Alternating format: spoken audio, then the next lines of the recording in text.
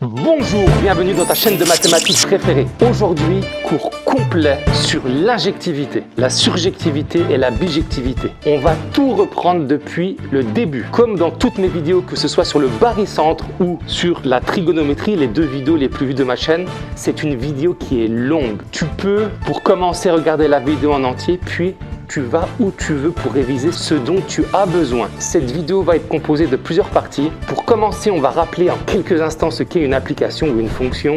Ensuite, on va voir ce que c'est l'injectivité, la surjectivité, la bijectivité et à la fin, donner quelques remarques et exercices extrêmement difficiles, ou plus ou moins, c'est relatif. Sur ce, installe-toi bien, c'est parti! On va commencer à rappeler ce qu'est une application ou une fonction. Donc des fois je dirais fonction, des fois je dirais application, mais c'est exactement la même chose. Donc vous l'avez déjà étudié énormément, que ce soit au collège ou au lycée. On va avoir une fonction f, par exemple de x égale 2x plus 1. Je fais exprès de l'écrire de la mauvaise manière pour vous faire comprendre que la notation, elle a vraiment un sens. Si vous écrivez ça, c'est que vous n'êtes pas prêt à faire le chapitre ou que vous devez repartir depuis zéro. Et donc, ça tombe bien, c'est pour toi. Une application ou une fonction, elle est définie par trois éléments. Un des trois, c'est la formule. Ça, c'est le premier élément. Mais également d'un ensemble de départ qu'on va appeler E et d'un ensemble d'arrivée qu'on va appeler F. Et donc, la notation, la bonne manière d'écrire une application, c'est comme ça. On a notre fonction qu'on appelle f, qui va de E dans f, qui a un x, à un nombre donné, associe une nouvelle valeur. Une autre manière de représenter ça, avant de donner tout de suite un exemple, c'est de représenter à l'aide d'un certain type de diagramme. Je ne donnerai pas son nom, ça n'a aucun intérêt pédagogique. Donc cet ensemble-là, c'est E. Cet ensemble-là, c'est f. Et à une valeur ici, va donner une valeur ici. Donc par exemple, à 1, si on fait le calcul, 2 fois 1 plus 1, ça fait 3. Donc à 1, ça va donner la valeur 3. À 2, ça va donner la valeur 5. Donc tout de suite, plusieurs remarques.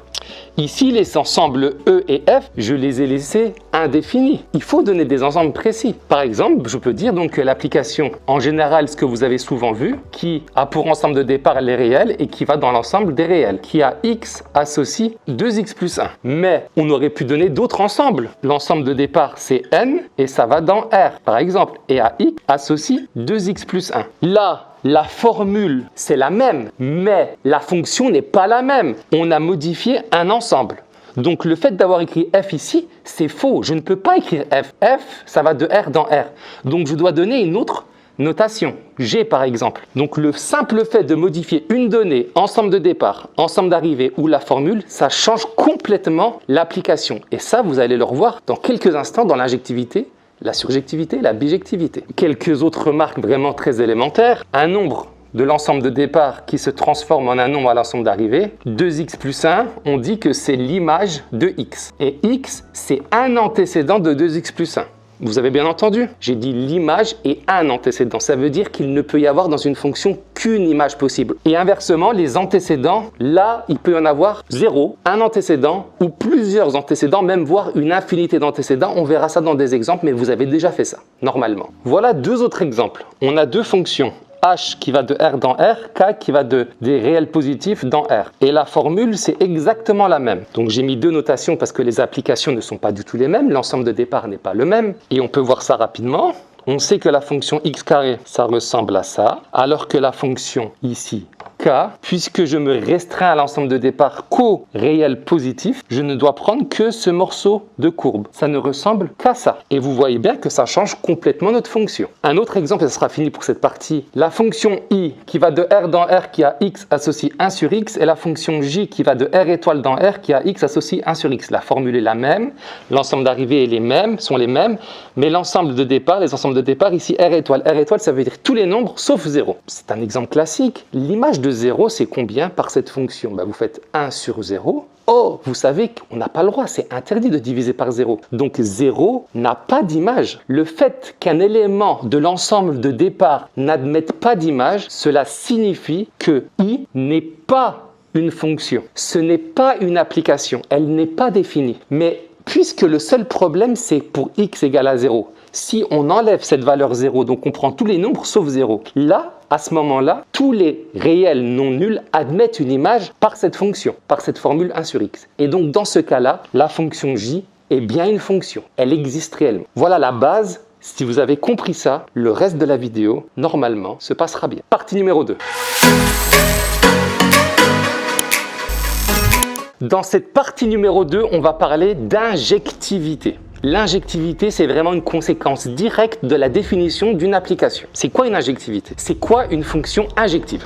Donc prenons une fonction f qui va de e dans f, qui a x associe f de i, une certaine forme. Une fonction injective, f est injective si tout élément de l'ensemble d'arrivée, tout élément en mathématiques, surtout si vous êtes à l'université, tu peux regarder cette vidéo si tu es au lycée, et c'est excellent. Mais c'est plutôt une vidéo qui concerne la première année d'université ou la première année de prépa, de classe préparatoire. Ou pour toute personne qui est intéressée par les mathématiques, comme je vous ai dit, j'essaie de vulgariser et de simplifier au maximum pour que tout le monde puisse comprendre. Je vais juste faire une petite notation. Cette notation-là, ça veut dire pour tout. Donc pour tout élément de f. Donc, quel que soit y appartenant à grand F, c'est-à-dire je prends un élément quelconque de mon ensemble d'arrivée, il existe au plus un antécédent. Ça veut dire quoi? On dit facilement, sans écrire, vous avez pris un élément de l'ensemble d'arrivée. Si on veut savoir quel élément de l'ensemble de départ, ça s'appelle un antécédent. Il faut que pour un nombre donné de F, il n'y ait qu'un antécédent ou zéro antécédent. Zéro antécédent. S'il y en a deux, c'est fini. Ce n'est pas une fonction injective. Exemple tout de suite. Premier exemple. F qui, dans R, x associe x carré. Il y a deux manières de faire. Soit on va faire l'aspect algébrique avec du calcul, soit l'aspect graphique. Les deux sont super importants en mathématiques. Vous devez savoir faire du calcul et vous devez avoir une représentation, une intuition des choses. Si vous avez l'intuition, vous avez acquis la compétence la plus importante en mathématiques, l'intuition. Donc on va faire les deux méthodes. Je vais faire déjà la méthode qui est l'intuition. Si je dessine ma fonction, ça ressemble à ça, n'est-ce pas? Ok. Je prends un nom au hasard. Donc, mon ensemble de départ, c'est R. Je vais le dessiner en rouge. Ça, c'est mon ensemble de départ. Je l'hachure, cet ensemble-là. Et mon ensemble d'arrivée, c'est celui-là. Donc, à tout élément de l'ensemble rouge, je donne une image. Donc, si pour tout élément de f, donc f ici, mon ensemble d'arrivée, c'est R. Je prends un nombre au hasard. Donc, on va prendre 5 par exemple. Prends 5. Alors, ce nombre 5, il doit admettre au plus un antécédent. Donc, il doit y avoir un ou zéro antécédent. Mais si je fais les antécédents de 5, j'en ai combien d'antécédents? On peut les lire là. J'en ai 2. C'est fini. F n'est pas injective. Ça veut seulement dire ça. Vous avez vu, les maths, c'est débile. Après, ça peut se corser un peu, mais c'est pas dur en fait quand même. Faisons-le donc, faisons ça par le calcul. Quand on fait du calcul, on va essayer de définir l'injectivité différemment. Ça veut dire quoi? Venez, on essaie déjà d'écrire théoriquement, ça veut dire quoi? Ça veut dire si f de A égale f de B, ça implique que A égale B. C'est ça l'injectivité avec du calcul. Si vous avez deux images qui sont égales, ça veut dire que les antécédents, c'est les mêmes. Si vous arrivez à démontrer ça, vous avez démontré que la fonction est injective. Et si c'est faux, cette affirmation est fausse, c'est qu'elle n'est pas injective. Donc faisons-le dans ce cas de figure. Donc supposons que A carré égale B carré. C'est dans notre cas de figure ici. La fonction f, c'est carré. Donc au lieu d'écrire f de A, donc j'écris A carré, f de B, B carré. Donc je peux faire des équivalences, ça devient A carré moins B carré égale 0. Je peux faire une identité remarquable, donc A moins B facteur de A plus B égale 0. Vous avez un produit nul, ça veut dire que A moins B égale à 0 ou A plus B égale à 0. Ça veut dire que A égale à B ou que A égale à moins B. Est-ce qu'on a réussi à démontrer que les deux valeurs étaient obligatoirement égales, les nombres de départ? Non, on vient de démontrer que si les nombres de départ sont égaux ou opposés, les images sont égales. Donc si on avait obtenu que ça, c'était bon. Mais on a obtenu ça en plus. Ça veut dire si deux valeurs ne sont pas égales, leurs images peuvent quand même être égales. Ça veut dire qu'il y a deux antécédents. Conclusion, la fonction n'est pas injective. Mais si je modifie ma fonction à peine, au lieu de prendre R dans R, je vais de R plus dans R. R plus, c'est-à-dire les réels positifs. Et je prends la même formule, x associé x carré. On va faire les deux méthodes, soit par intuition, graphiquement, par représentation, soit par calcul. Faisons l'intuition ou la représentation. Si je suis de R, je vais de R plus dans R, ma fonction n'est que comme ça. Je prends un nombre ici. Combien d'antécédents? 1, ici, 1, ici, 1. Vous allez me dire, je prends ici, il n'y en a pas. Essayez de me trouver un nombre ici sur l'axe des ordonnées, donc dans l'ensemble d'arrivées, qui admettent plus de 1 antécédent, donc 2 ou 3 ou 4 ou 5. Non. Dans ce cas-là, soit il y a un antécédent, soit il y en a 0. Donc la fonction, dans ce cas-là, elle est devenue injective. Vous avez vu? On n'a pas modifié la formule, on a juste modifié un petit peu l'ensemble de départ. Ça a rendu la fonction injective. Faisons-le par le calcul, je vais refaire rapidement, parce que les calculs, c'est exactement ce qui apparaissait avant. Si A carré égale B carré, vous mettez ça de l'autre côté, vous factorisez, comme j'ai fait il y a quelques instants, on obtient que A plus B facteur de A moins B égale 0. Ça veut dire que A égale A moins B ou A égale à B. Mais si A est positif, moins B est comment? Négatif. Ou inversement. Mais on est dans l'ensemble des réels positifs. Donc même si j'ai un nombre positif, son opposé n'est pas dedans. Donc ça, je ne peux pas le prendre en considération. La seule solution qui puisse vérifier ma condition d'ensemble de départ, c'est celle-là. Conclusion, ma fonction est injective. Avant de passer à la surjectivité, je vous ai préparé 3 petits exercices pour bien comprendre cette injectivité sur 3 applications différentes. On va essayer, quand c'est possible, d'avoir une approche graphique ou avec une intuition et l'autre par le calcul. Donc f qui va de z dans z, des entiers dans les entiers, qui a n associe 2n. Déjà, j'ai mis n et j'ai pas mis x. En général, en mathématiques, si tu ne le sais pas, la notation, quand tu as affaire à des entiers, que ce soit des entiers naturels ou relatifs, on met plutôt la lettre n que i. Mais ça change absolument rien, ce n'est que de la notation. Donc, je peux faire un petit dessin pour représenter. L'image de 0, c'est 0. L'image de 1, c'est 2. L'image de 2, c'est 4. L'image de 3, c'est 6. L'image de moins 1, c'est moins 2, etc. Ça me fait cet ensemble de points. Quel que soit le point que tu sélectionnes, je prends celui-là, c'est-à-dire la valeur ici, ou là, ou là, ou là. Il y a combien d'antécédents à chaque fois? A priori, il n'y en a qu'un seul, donc ça semble être injectif. Après, tu vas me dire, oui, mais là, c'est les valeurs 2, 4, 6. Et donc, on n'a pas pris tous les entiers relatifs. Entre 2 et 4, il y a 3. Ouais, je suis d'accord, il y a 3. Est-ce que 3 a un antécédent? Est-ce qu'il existe un n tel que 2 fois n égale 3? Non. 2 fois n, c'est toujours des entiers pairs. Mais c'est pas grave, injectif, ça veut dire un antécédent ou 0. Donc là, j'ai bien démontré que la fonction, avec un petit graphique en 2 secondes, et ça, tu peux le faire en évaluation. La fonction est injective. Maintenant, faisons-le par le calcul. Je sais que vous aimez bien les calculs. On fait des calculs alors. Donc on suppose, je mets le mot aussi, c'est plus court que on suppose, si vous avez 2 images identiques. Donc si 2n1 égale 2n2. J'ai mis n1 et n2 pour différencier. Donc on a 2 images qui sont égales.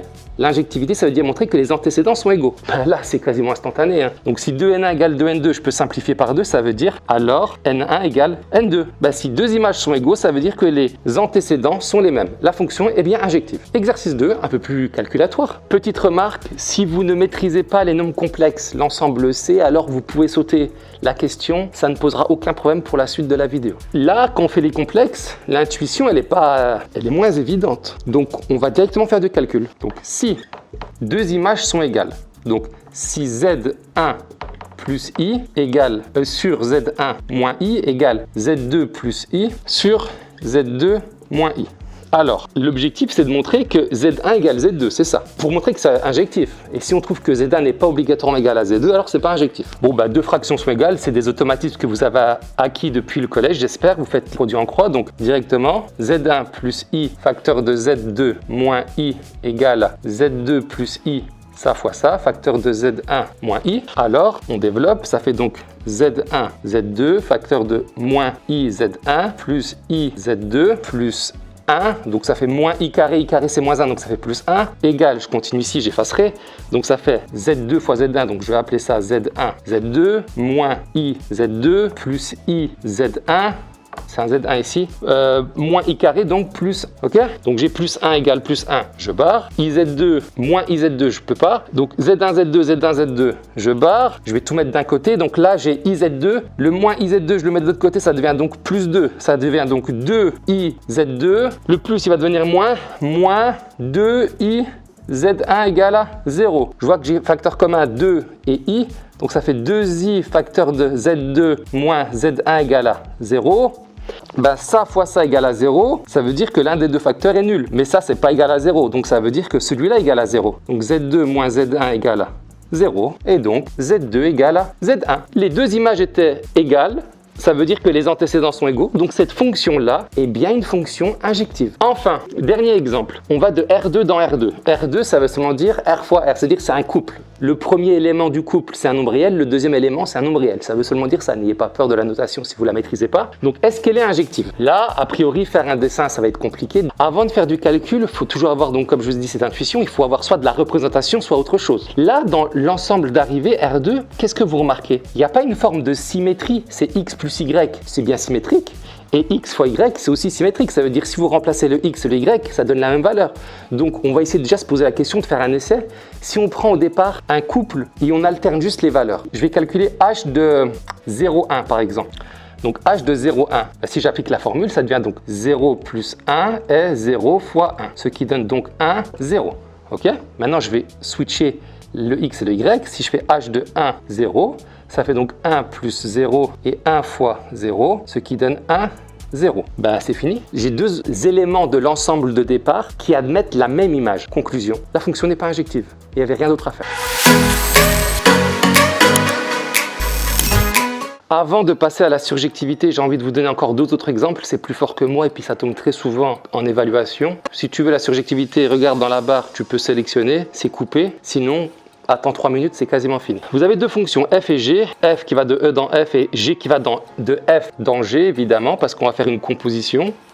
On sait que les deux fonctions f et g sont injectives, alors f rond g est injective. Je ne vais pas refaire ce que c'est la composition, le rond. Si tu as besoin de ça, mets-moi en commentaire. Et j'ai une autre remarque à te dire. À partir de maintenant, toutes les questions que vous me poserez en commentaire, j'y répondrai avec un short en moins de 24 heures. Ça me ferait plaisir si tu t'abonnais. Un petit like, un petit commentaire. Mais si au-delà de tout ça, tu as eu des questions, tu mets en commentaire. En moins de 24 heures, tu as une réponse en short. Comment on fait pour montrer que f rond g est injective? Ben, on y va. On suppose que f rond g de A égale f rond g de B. On est d'accord? C'est ce qu'on veut. Si deux images sont égales, alors il faut que les antécédents soient égaux. Donc on prend notre fonction, on écrit deux images différentes et à la fin, il faut que A soit égal à B. Mais notre fonction f, on sait qu'elle est quoi? Injective. Or, f injective. Mais si elle est injective, regardez, je vais effacer en temps réel. C'est ça la magie des tableaux, on peut effacer. Ben, au lieu de mettre rond, c'est la même chose. C'est ça que ça veut dire. Je mets des parenthèses. Et si la fonction elle est injective, donc si ma fonction f seulement je parle que de f, c'est injective. Si deux images sont égaux, ça veut dire quoi? C'est que les deux trucs à l'intérieur sont égaux. Alors, g de A égale g de B. Mais je recommence. Je sais que g est aussi injective. Comme elle est injective, c'est-à-dire que les deux trucs alors à l'intérieur sont égaux. Alors, je ne vais pas l'écrire, mais g est injective. A égale B. Ben voilà, c'est fini. Donc f rond g est bien une fonction injective. Débile, vous avez vu? Deuxième. On reprend les mêmes éléments. F va de E dans F et g de F dans G. Et là, on suppose que g rond f est injective. On fait une sorte de réciproque. On sait que la composition g rond f est injective. Qu'est-ce qu'on peut en conclure? Ben, vous pouvez en conclure que f est injective. Tout de suite, je mets un danger, on va le démontrer ça. Mais vous ne pouvez pas conclure que g est injective. C'est pas vrai ça. F sera injective, mais g pas nécessairement. Donc attention. Ben, comment on fait pour montrer que f est injective? Ben, on toujours fait la même chose. Si f de A égale f de B. Okay? Mais je sais que g rond f est injective, donc je vais introduire ma fonction g. Donc si je mets le g à gauche et à droite, donc g de f de A égale g de f de B. Mais puisque g rond f est injectif, ça veut dire quoi? Alors A égale B. Ben, c'est fini. F est injectif. On passe à la surjectivité. C'est quoi la surjectivité? Ben, on a une application qui va de E dans F toujours.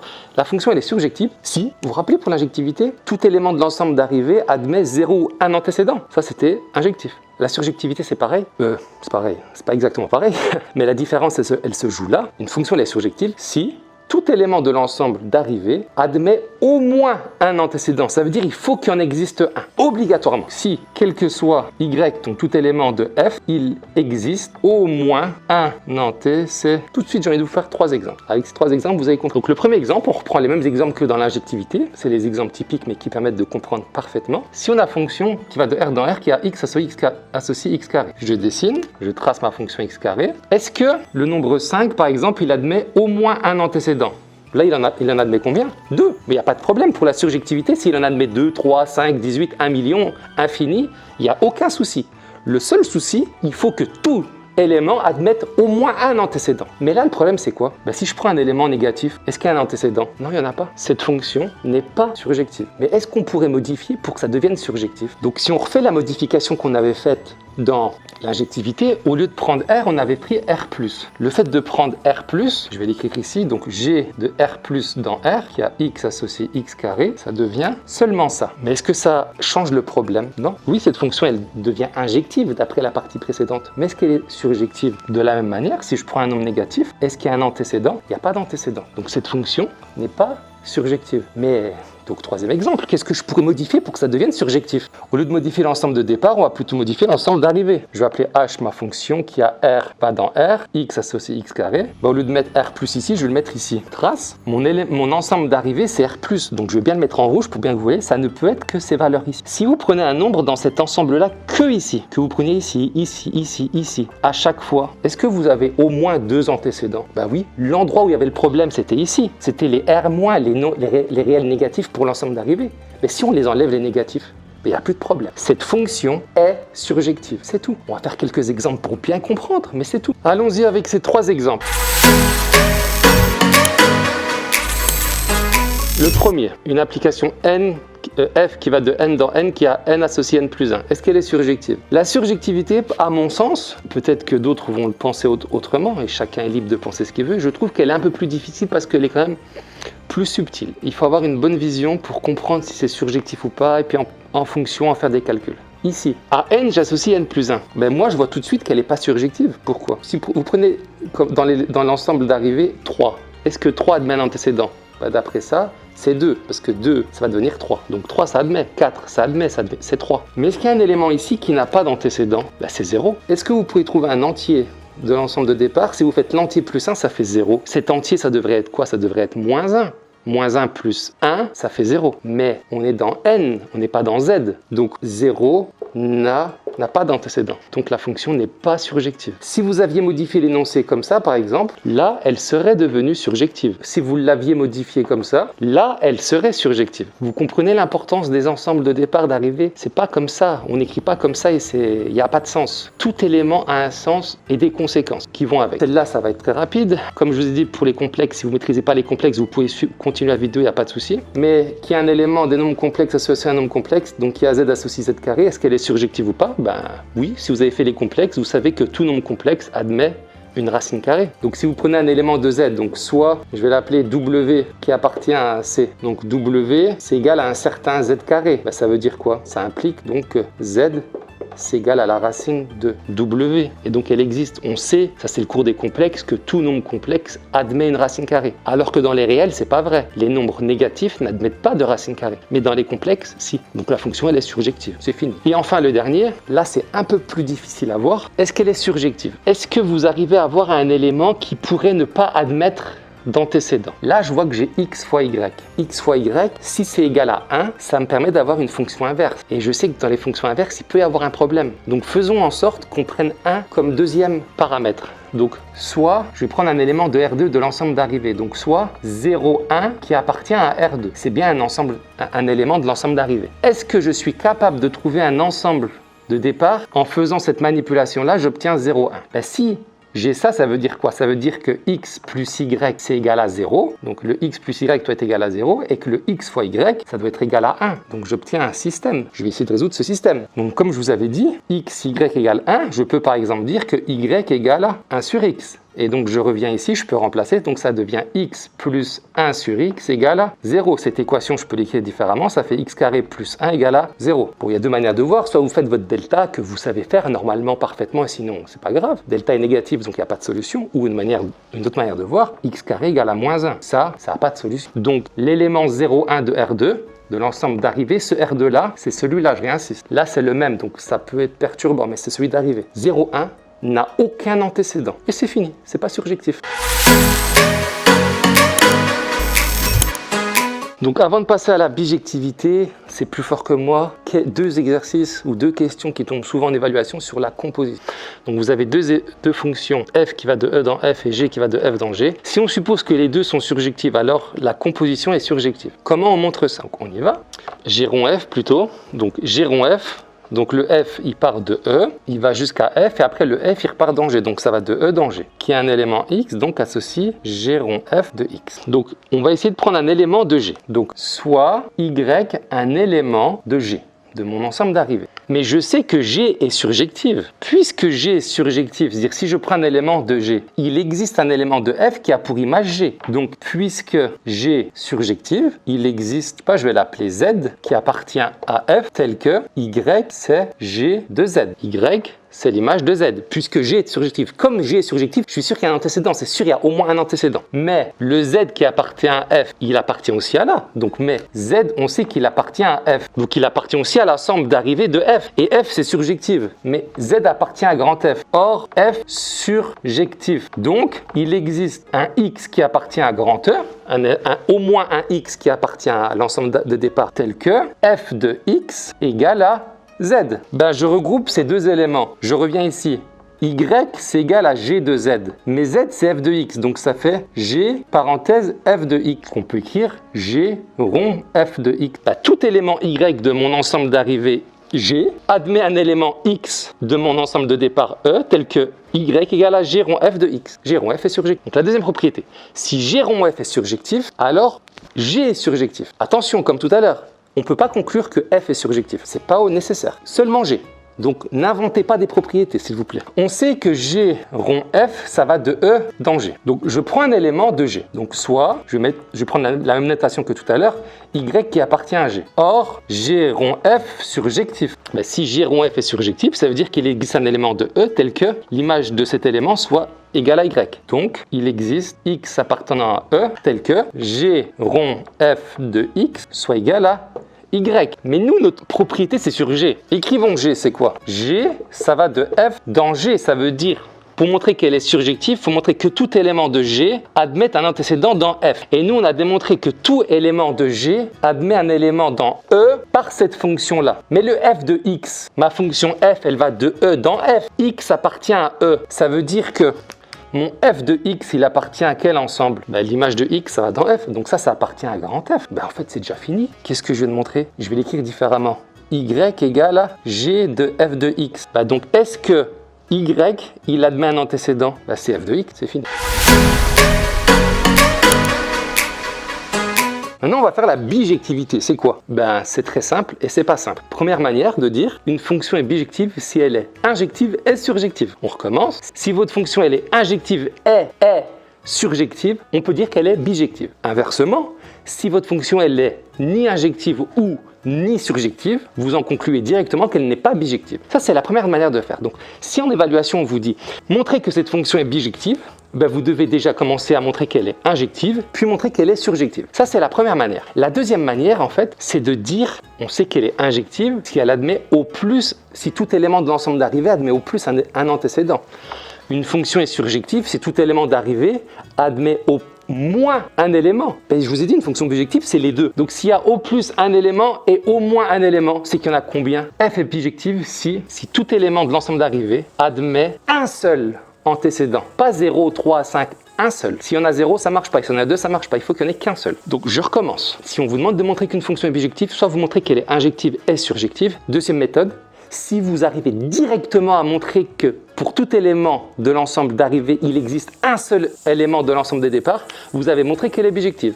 C'est ce qu'on va faire maintenant. Donc, on a la fonction f qui va de R plus dans l'intervalle 0, 1 qui a x à celle-ci, x plus sur x plus 1. Donc, prenons un ensemble. Donc, première manière, vous pourriez montrer qu'elle est injective, puis qu'elle est surjective. C'est pas ce qu'on va faire. Ici, on va montrer directement qu'elle n'a qu'un seul antécédent, et donc qu'elle est bijective. Donc, soit, on va prendre un élément de l'ensemble d'arrivée, y qui appartient à 0, 1, et on prend un élément x qui appartient à R. Donc la condition de bijectivité, ça veut dire que f de x doit être égal à y. Mais ça, c'est équivalent à dire quoi? F de x, c'est quoi? C'est x sur x plus 1 égale à y. Ben, l'objectif, on va isoler le x. Ici, le y est isolé, maintenant on va isoler le x. Si à la fin on obtient plusieurs x, ça veut dire quoi? Qu'elle n'est pas injective. Si on n'obtient aucun x, qu'elle n'est pas surjective. Mais si on obtient une seule valeur de x, ben, c'est qu'elle est bijective. Ben, on y va, on fait des calculs. Ben, on va faire, donc ça fait x égale à y facteur de x plus 1. On développe, y égale à xy plus y, je mets les x là, donc ça fait x moins xy égale à y, je continue là, je factorise, ça fait x facteur de 1 moins y égale à y, et donc que x égale à y sur 1 moins y. Et pour x, j'ai trouvé combien de valeurs? Un seul, j'ai un seul antécédent, c'est fini, ma fonction.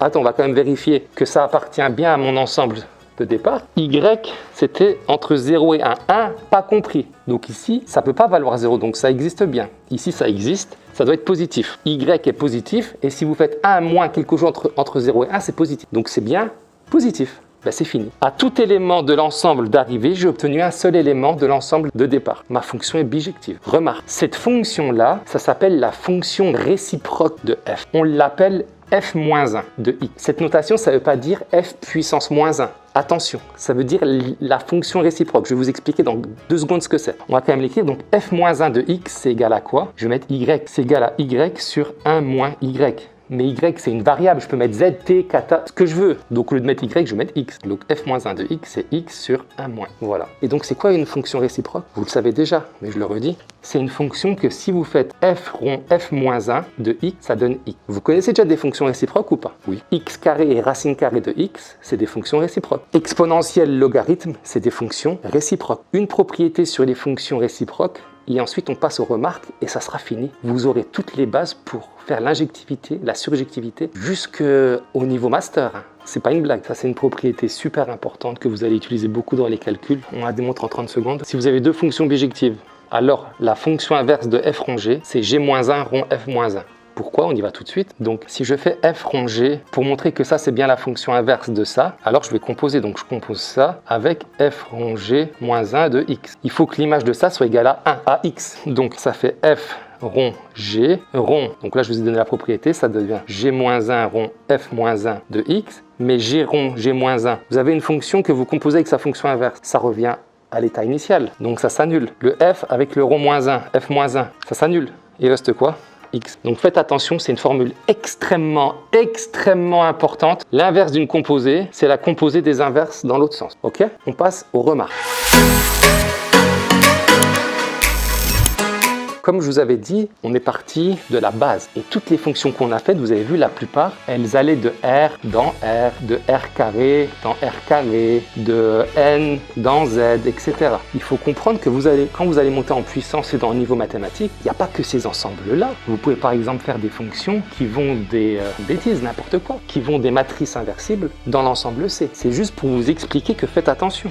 Les ensembles, c'est pas que les ensembles que vous avez connus depuis le collège ou le lycée. On peut mettre beaucoup d'ensembles. Et c'est ça qui va devenir dur plus tard. Ce qui est difficile, ça va être de faire des techniques calculatoires. Mais le raisonnement, je réinsiste, le raisonnement, c'est le même jusqu'à la fin de votre vie en mathématiques, le même. La deuxième remarque, vous allez apprendre que par exemple, quand vous avez une fonction qui va de R2 dans R2, je dis une bêtise, vous pourrez l'écrire sous forme de matrice. Je ne vais pas rentrer dans les détails, ça serait une autre vidéo si vous avez envie. Ou posez-moi vos questions, comme je vous ai dit, je vous réponds en short en moins de 24 heures. Pour montrer l'injectivité, la bijectivité ou la surjectivité d'une fonction écrite sous forme de matrice, un des outils importants, ça sera de faire des calculs de déterminants ou de noyaux, etc.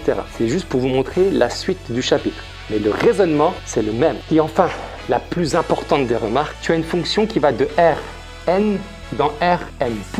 Pour que la fonction soit injective, alors obligatoirement, le n doit être plus petit que le... Je dis ça différemment. Si par exemple, vous avez une fonction f qui va de R3 dans R2, tout de suite, sans faire aucun calcul, je sais qu'elle ne peut pas être injective. Pour qu'elle soit injective, il faut comme condition, c'est pas une condition suffisante, mais elle est nécessaire, que le n soit plus petit que le m. De la même manière, pour qu'une fonction soit surjective, le n doit être plus grand ou égal au m. Et pour que la fonction soit bijective, il faut que n soit égal à m.